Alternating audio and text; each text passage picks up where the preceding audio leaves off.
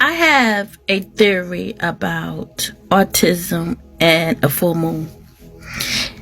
And there's been research on it, but a couple of years ago, I started really thinking about this autism and the full moon.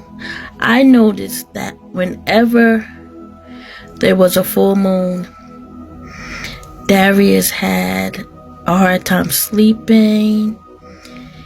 His behavior was different.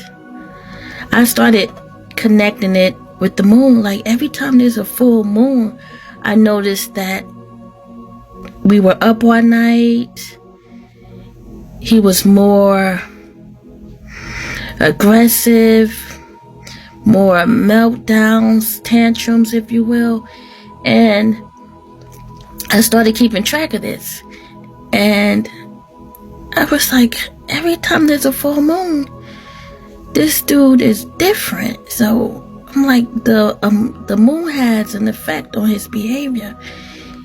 And I'm not a scientist, but I do love the moon and stars and planet. But I just noticed, like, whenever I was up at night, it was long hours, and I'm like, what to do? And, looking out the window, it's like, that gets late, I want to sleep. I looked up at the sky, and I noticed it's a full moon out there. And I was like, every time I looked, and his behavior was changing, and we were just up all night, like sleepless in New Jersey, I called it.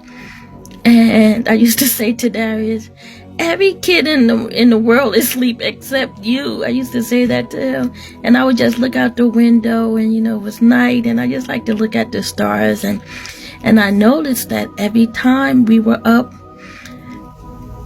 late, and I mean late, like we were up like 24 hours, I looked and I saw a full moon. So I started associating certain sleep patterns and certain behaviors. I connected it to the full moon.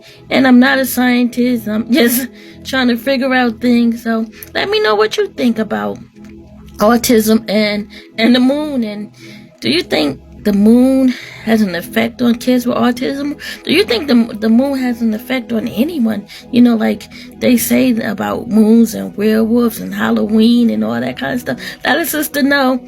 Let me know. 1.